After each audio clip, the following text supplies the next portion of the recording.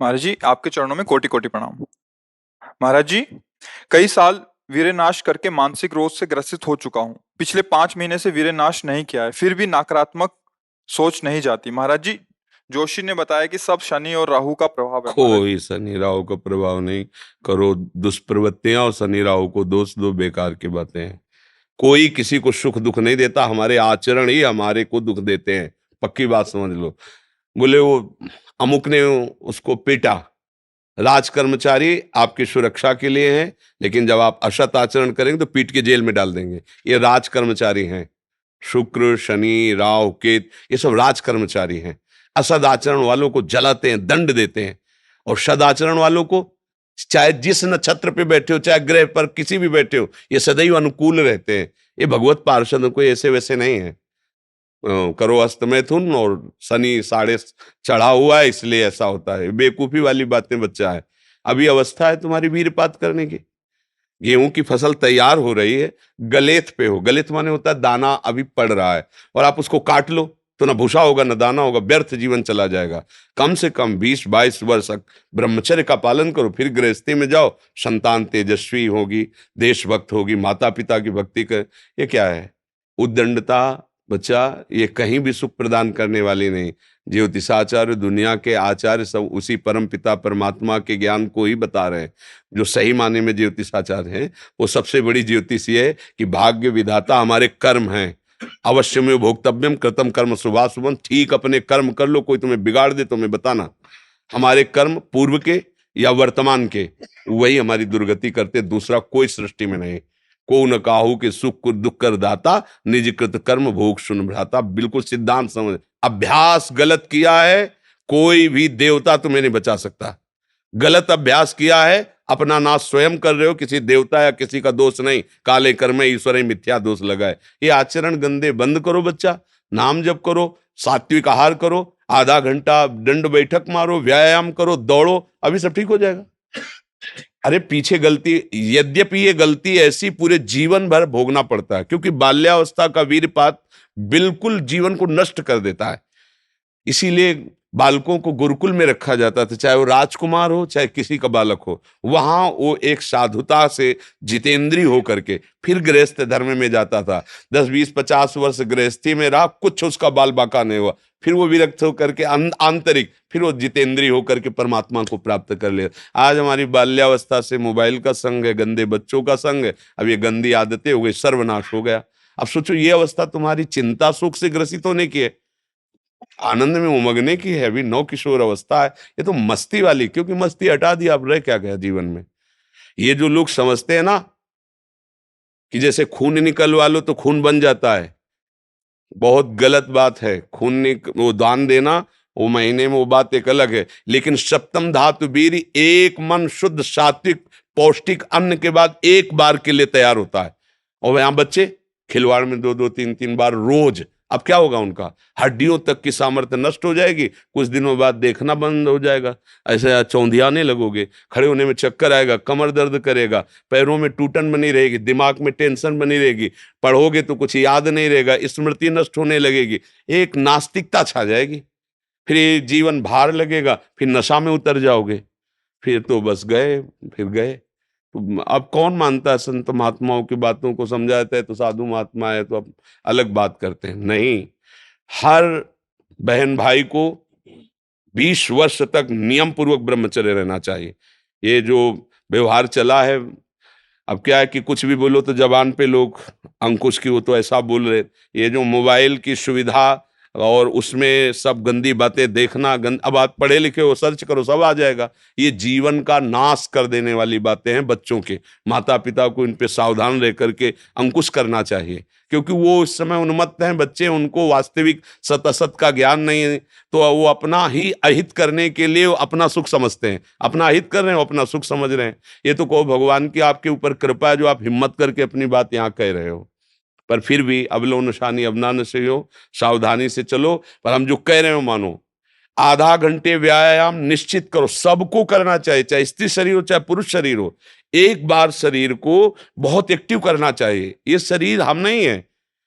जैसे आप मोटरसाइकिल सुबह सुबह आप बैठो, तो पहले क्या करते हैं, हाई रेस में डाल करके उसको एकदम गर्म करते हैं ना, सब खुल जाए। अब चलो ऐसे हाई रेस में इसको लाओ, 10-15 मिनट दंड बैठक, व्यायाम, प्राणायाम, आसन आदि के, फिर अपनी दिनचर्या करते हो तो आप संयमी रहोगे, आपके प्राण पुष्ट रहेंगे, आपका अन्न पचेगा, कोई भी चोट आदि बहुत कम मात्रा में आपको कष्ट देगी, हर बीमारी से लड़ने के सामने। अब यहाँ सुबह 10 बजे तक सो रहे हैं, व्यायाम क्या करेंगे, प्राणायाम क्या करेंगे, आसन क्या करेंगे?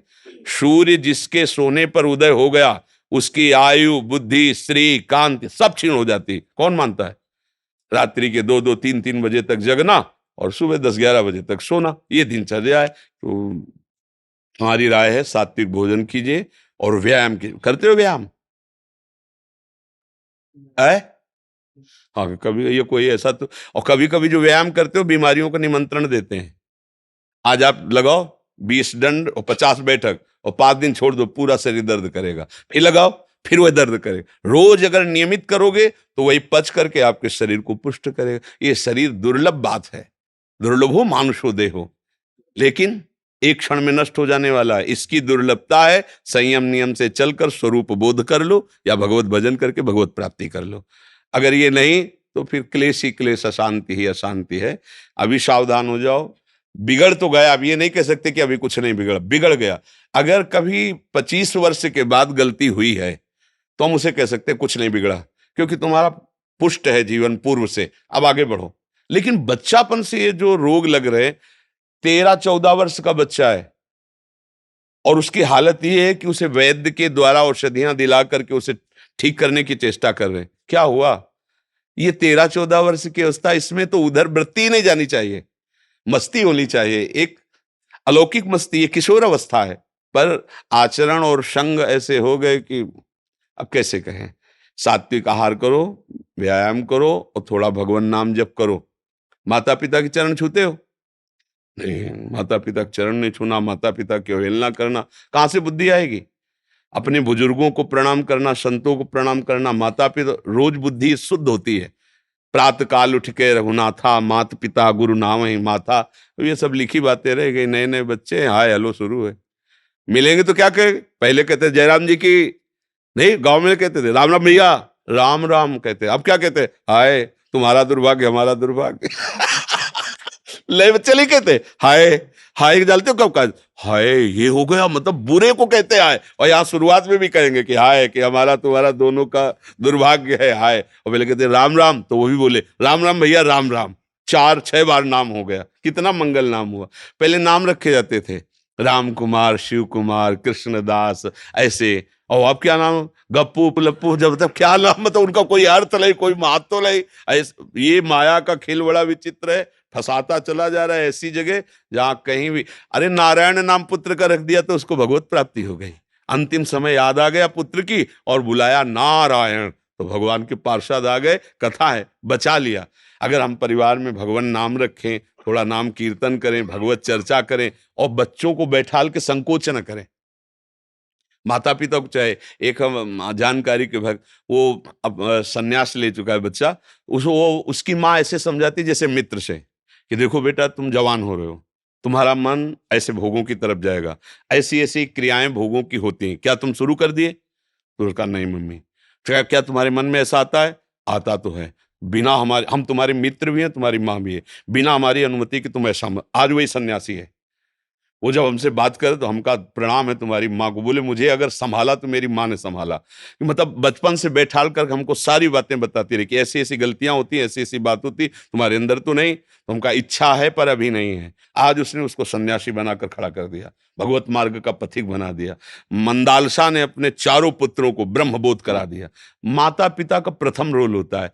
अब वो शर्म लिहाज इसमें क्या करना, बच्चा हमारा गड्ढे में गिरने जा रहा है, हम शर्म लिया, बैठा लो उसको पास में। देखो मोबाइल में गंदी चीजें तो नहीं देखते, गंदे बच्चों को संग तो नहीं करते, अगर आप ऐसा करते हैं तो नहीं करना चाहिए।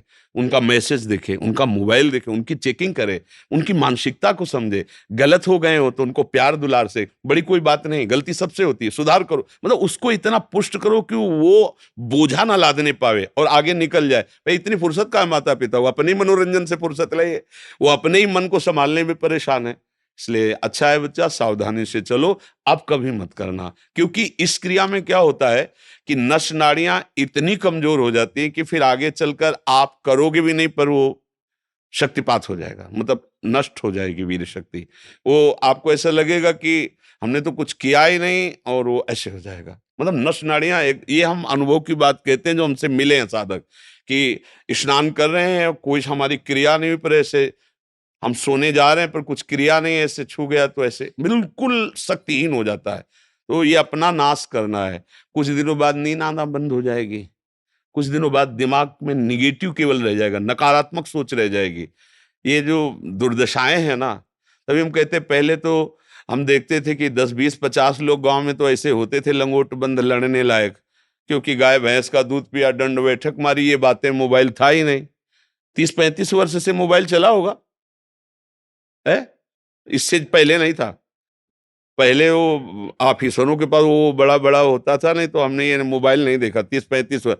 तो वो ये सब था नहीं। गाँव में कभी किसी एक के यहाँ टीवी हो तो हो, नहीं तो बिजली ही नहीं थी तो टीवी है, वो बैटरी से भले वो रामचरित जो चला था ना, तब गाँव में छोटी-छोटी टीवी लाए। बड़ा शुद्ध जीवन। हमें लगता है शरीर समस्त सद्गतियों का हेतु बनता है। अगर शरीर स्वस्थ है, बुद्धि पवित्र है, तो हम यहाँ अच्छे विद्यार्थी बन सकते हैं, हम अच्छे पुत्र बन सकते हैं, हम अच्छे मित्र बन सकते हैं, हम अच्छे देशवासी बन सकते हैं, हम अच्छे भक्त बन सकते हैं। और जब शरीर ही स्वस्थ नहीं, मानसिकता ही स्वस्थ नहीं, तो कुछ नहीं, बस जीवन काट रहे हैं व्यर्थत्व में।